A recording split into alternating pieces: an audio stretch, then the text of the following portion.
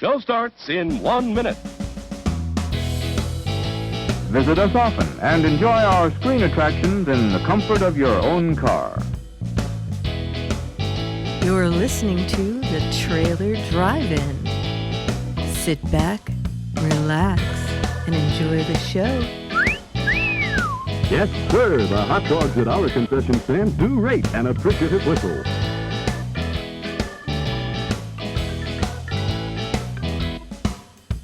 Get more out of life. Come often and bring your family to our drive-in theater. Please remember to replace the speaker on the post when you leave the theater. And now, on with the show. Welcome to the Trailer Drive-In. I am Nathan. And I'm Corey, and this is episode 2 of our podcast, and we will be discussing the best in trailers for both film and television. Each week, we will choose a single trailer that has been setting the film and TV world alight and have an in-depth discussion about it. This week, we have the highly anticipated Star Trek Beyond, and trailer number 2, which dropped a couple of weeks ago now, didn't it? Yes, much better than the first one, I must say. Much better. But before we go too far, we've got some business to take care of, don't we, Corey? Yes, one of our favourite games, Actor Golf. We've decided to play a bit of a game, and we're going to get this out of the way early, because the reason why we're getting it way early is because we're talking about last week's episode a little bit. Last week's episode, we talked about the Assassin's Creed trailer, which starred the great Michael Fassbender. So we've decided to kind of loosen things up a little bit around here, to have a bit of a game.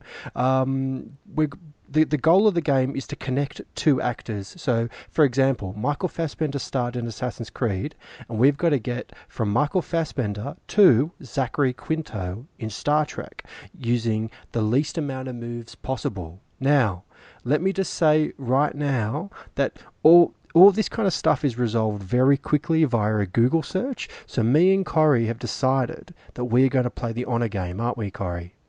Yes, we are on the honour system. And I promise, I did not Google this. Neither did I. And I really do admit, it actually only came to me like a few hours ago. And I kind of thought, really? Okay, that was really easy. So we've got to get from Michael Fassbender to Zachary Quinto. I hope everyone's with me. So, Corey, what do you have? What's your actor golf on this one? Okay, I have it in a par 3. Par 3? Yes. Okay. So do it. Okay, so Michael Fassbender in Inglourious Bastards with Diane Kruger. Yep. Diane Kruger. Diane Kruger in National Treasure 2 with Bruce Greenwood. Bruce Greenwood in Star Trek with Zachary Quinto. Wow. Well done, mate. Thank you. So you got par 3. I think I've got this in part, like a birdie, part. Ooh. 2 shots. I went from Michael Fassbender to Idris Elba in Prometheus to Idris Elba to Zachary Quinto in Star Trek Beyond. Oh, look at you, even tying in Star Trek Beyond. I know. That's good. I know. It only came to me a couple of hours ago, and it was a bit of a eureka moment. I was very pleased. You win this round, All sir. right, so this week, I'm 2, you're 3. We go into next week. You've got to beat me, okay? Yes, okay. All right. I'll redeem myself. Yes. So, as we said before, we're going to be talking about Star Trek Beyond. So before we get into our discussion about the trailer itself, how about we roll the projector and listen to the trailer?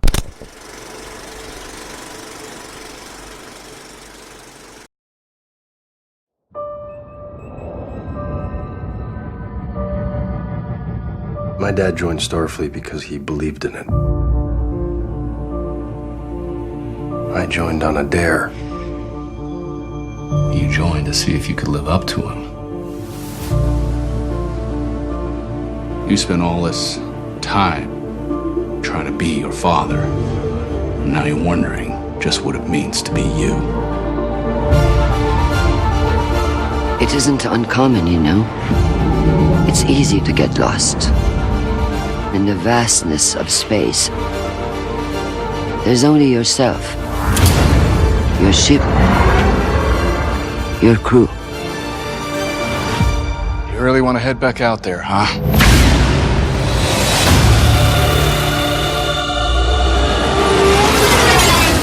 What the hell is this? They're boarding us. Abandoned ship. My God.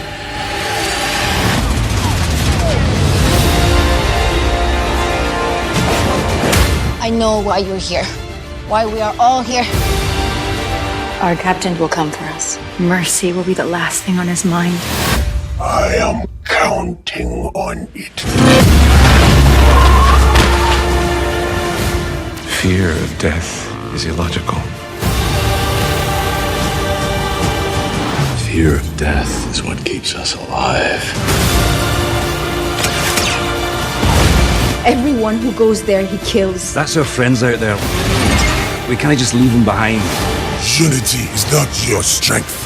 It is a weakness. I think you're underestimating humanity. Hold on to something! Fire at will! Do it! Do it!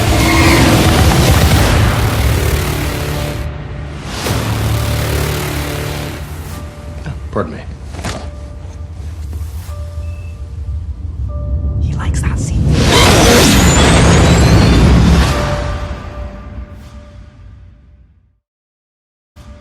How about we get into a bit of a premise? Corey, why don't you read out the premise? Okay, so the premise as supplied here.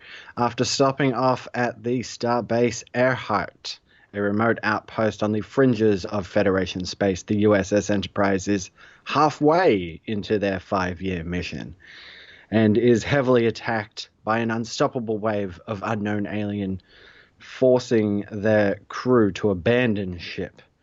With the crew stranded on an unknown planet, and with no apparent means of rescue, they find themselves in conflict with a new ruthless enemy who has a hatred of the Federation and what it stands for. Don't get me wrong, man. It sounds like fun and very Star Trek driven, but there's a lot of people out there that hate the Federation, isn't there? Yeah, that's yeah. So, it's, well, I guess getting into our general discussion about it, right? Yeah. Like you said, a lot of aliens out there hate the Federation. It's a Star Trek trope, and being that Simon Pegg is penning this script, I think he knows full well that that's a trope, and he's playing on it. Oh, big time.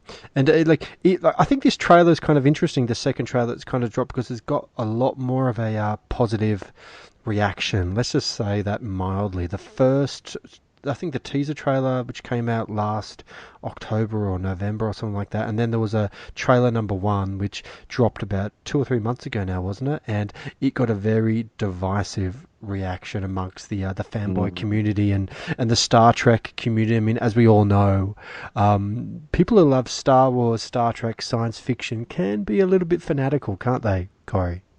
Yeah, it's funny actually. Last week when we were talking about Assassin's Creed, I commented on the use of Kanye West in the trailers, to which I was like, it's like one of the big things that I really don't like about the trailer.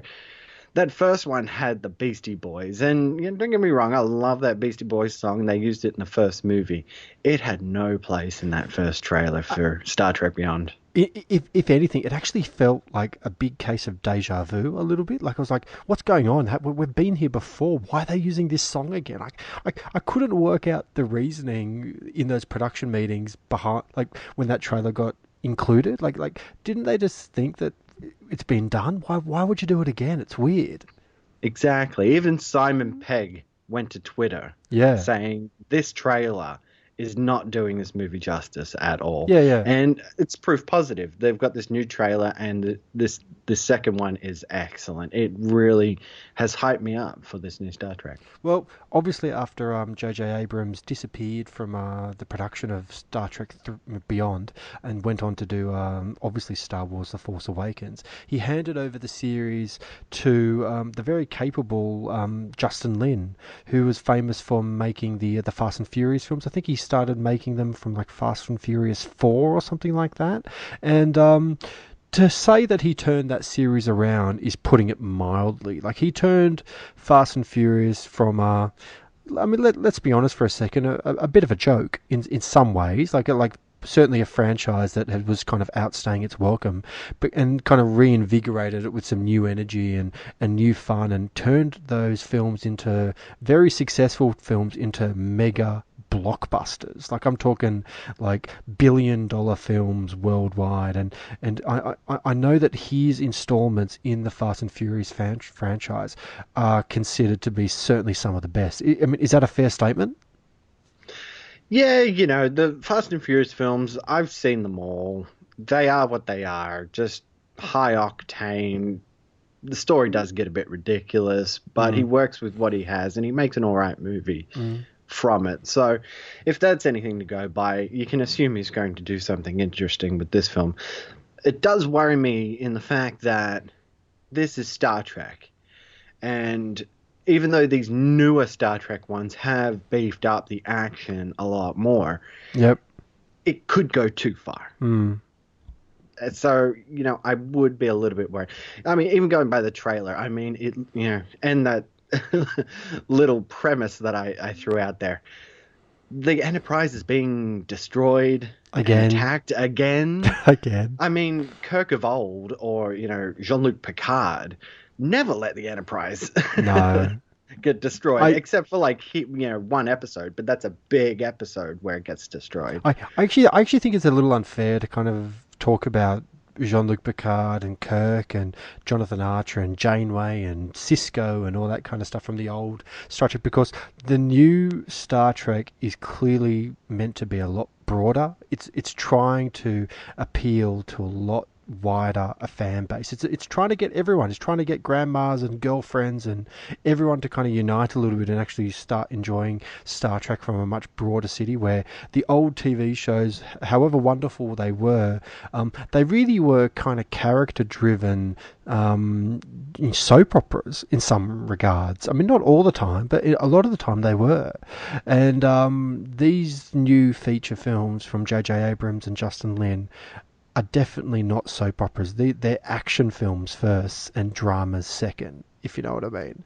And I think this trailer really hammers it home just that little bit further about how much action that they're trying to cram into a Star Trek film. Yeah, and don't get me wrong, I'm not saying it's an absolutely terrible thing that is going to put me off the series altogether. These are definitely beefed up with their action, and I kind of like that term. It's not Star Trek of old. I still like Star Trek of old. This is just taking that premise and doing something new with it. So yeah, it's not going to kill the franchise for me. It's just crazy that the Enterprise is constantly bombarded across 3 films. We're getting into the 3rd one in the series now, and again, the Enterprise looks like it's going to get destroyed. And it's just a little crazy. And the other thing that I've got a serious issue with is well, and I think this is one of the things that was spoken about in the first trailer, was Idris Elba. I mean, again, like we talked about Michael Fassbender last week in Assassin's Creed, about how big a movie star he was. And Idris Elba, he's probably not in the same category, but he's not far behind. He's a really recognizable face. And I remember watching that first trailer and not spotting him at all. And I remember jumping online and then soon learning that he was like behind all this makeup. For some reason, they creatively decided to put Idris Elba behind unrecognizable makeup to the point where you can't spot him. So he's kind of a bit useless in that way. Like, I'm not saying he's bad or whatever it is in the film. I haven't seen the film. I will see it. But I was a bit concerned about that. I don't understand why they did that. I mean, it's Idris Elba. Use him. He's a big star, and they haven't really used him all that well, have they? Yeah, it's something that's been happening a lot lately in films. Getting big people, or people who are on the major rise, and then giving them this performance where they're behind heavy makeup and seeing what they can do with it. And some actors can pull it off. I mean, just think of like Ron Perlman as Hellboy or something like that, heavy makeup, but still being able to emote really well. If these actors can pull it off, it is an outstanding thing. You know, even recently, X-Men Apocalypse, you know, you got Oscar Isaac in the Apocalypse costume. Can he pull it off? You know, you got to go and see it and find out. Let's not forget, you've still got Jennifer Lawrence in those films as well. And like, Mystique, I mean, she's a mega star, and she's almost unrecognizable in those films. I mean, behind all that makeup. Yeah, and I'm pretty sure we do get a glimpse of Idris Elba in the trailer. I'm assuming he's the main bad guy, right? That's what I'm counting on. But that's the point I'm trying to make. I mean, it's like, you know, when you're going back to Star Trek II, The Wrath of Khan, like there's Ricardo Montalban. I mean, like at the time he was a big star with Fantasy Island and various kind of other things, and like he's so recognizable in that film, and in this one they're wasting Idris Elba, and I'm a bit concerned about that. Because it just doesn't feel like a very smart kind of move to kind of put this megastar behind all this makeup. Let him be a great actor. I guess where you're quite worried about it, I'm cautiously optimistic. Yeah. What do you think about the fact that some of the stars, like I know for a fact that Zachary Quinto has kind of said that this might be the last time he plays Spock. So I'm assuming I can't imagine Simon Pegg being in these films for the rest of his life, but then again, he might be. Who knows? I kind of sense there's going to be some actors kind of moving on after this one, or I could be wrong though. But like, what do you think about like this being the last time we're seeing Zachary Quinto as Spock? I'm not too sure. You know, because historically in Star Trek, actors have stayed with the role. Actors have left the series and come back. I'm looking at Leonard Nimoy. Yeah, I know. Who also played Spock, funnily enough.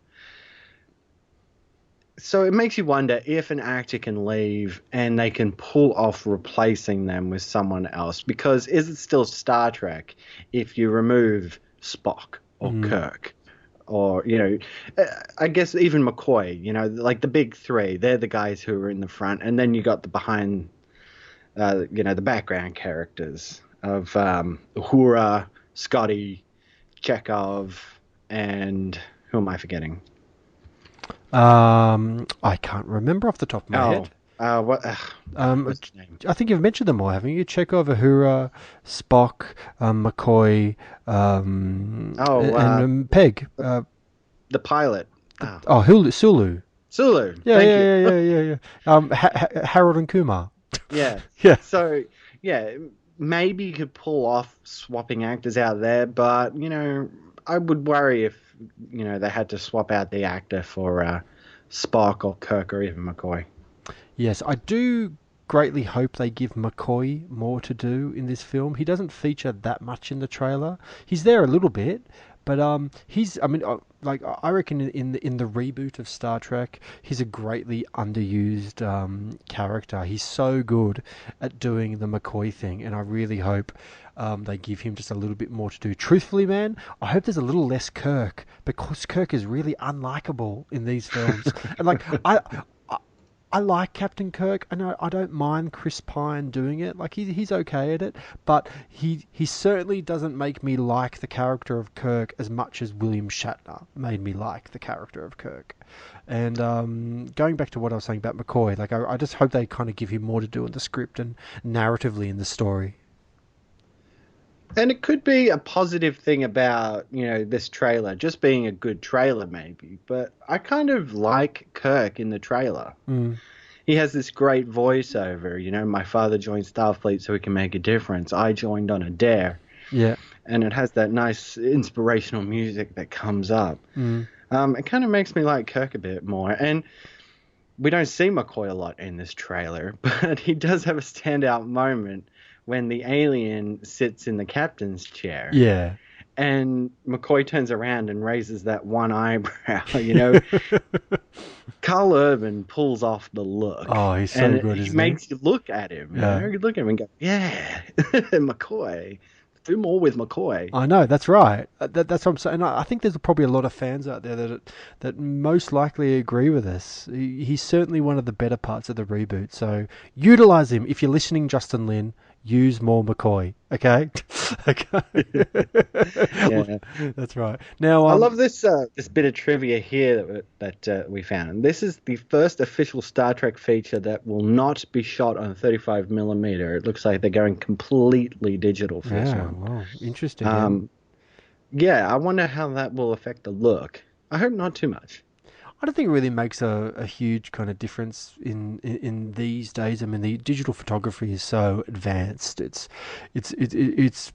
almost better. I mean, my personal view is there's nothing quite like a beautifully scanned 4K negative. I think it's quite a sight to be seen.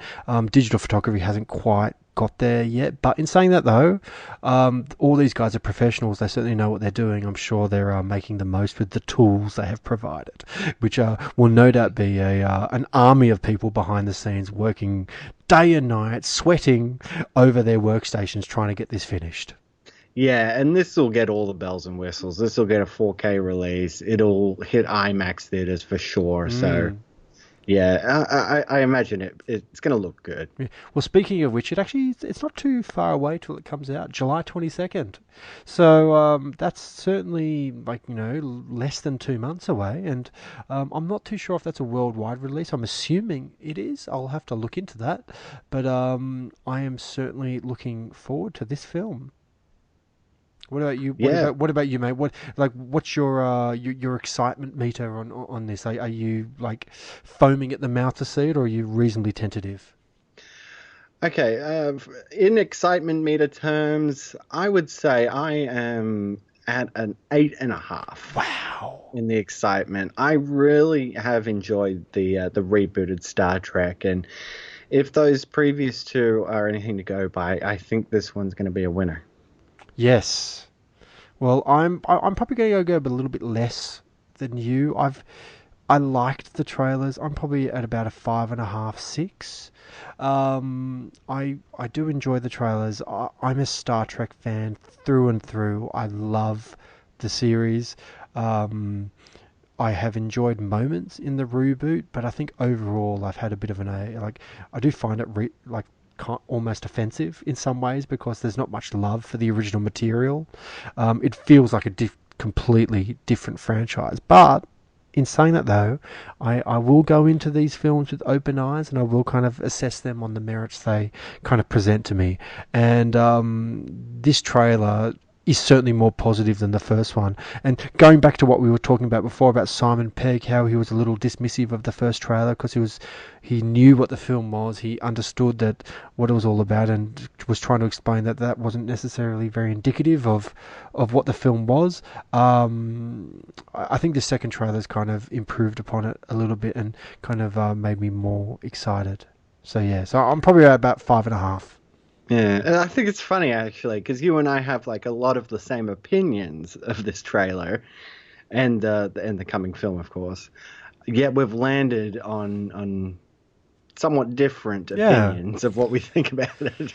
Well, it's not necessarily that I think this is a bad film. I think it's just purely personal preference. I mean, it's like the whole and I think we might try and talk about this on another show, but to not stray too far. But like the new Ghostbusters trailer, like some people are so against it simply like based on what they think of those films back in the day, where I'm kind of the opinion of, well, like I'm happy to kind of for them to explore new territory, and I think the trailers are not so bad, but well, yeah, we might talk about that on another show.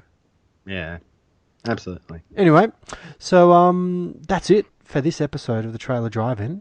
Keep up with listener interaction by joining our Facebook page, facebook.com/The Trailer Drive-In Podcast, or follow the show on Twitter @Trailer Drive-In, and visit our webpage, trailerdriveinpodcast.podomatic.com. And remember, you can always write us an email and send it in to the Trailer Drive-In Podcast @gmail.com. Just any thoughts you might have on the trailers we're talking about. Yep. Or maybe there's a trailer you want to hear us talk about. So, yeah, send us an email. Also, if you've enjoyed the show, please consider subscribing over at our YouTube page. And if you could please give us a rate and review on iTunes, it would be most appreciated. And it really helps out our show. Yeah, it doesn't take long. It takes like 30 seconds. So yeah, hit 5 stars. Even if you want to give us 3 stars, I'll take a 3. That's fine. just go over there and review it because it helps a lot. It does. Yeah. Anyway, so thank you for joining me this week, Corey, and we'll be back next week. Do we know what we're doing next week yet? I don't think we do we? No, I don't think we've actually hit on a trailer to do next week. So I think at this point it'll be a surprise. Yep, exactly. So until next time, keep listening. This is Nathan of the Trailer Drive-In podcast out. At Finn. Bye. You've been listening to the Trailer Drive-In. I eat popcorn. Everybody eats popcorn. She tastes real nice. Ice cream bars. It's the handy way to enjoy smooth, rich, creamy ice cream. Get some. See y'all next time.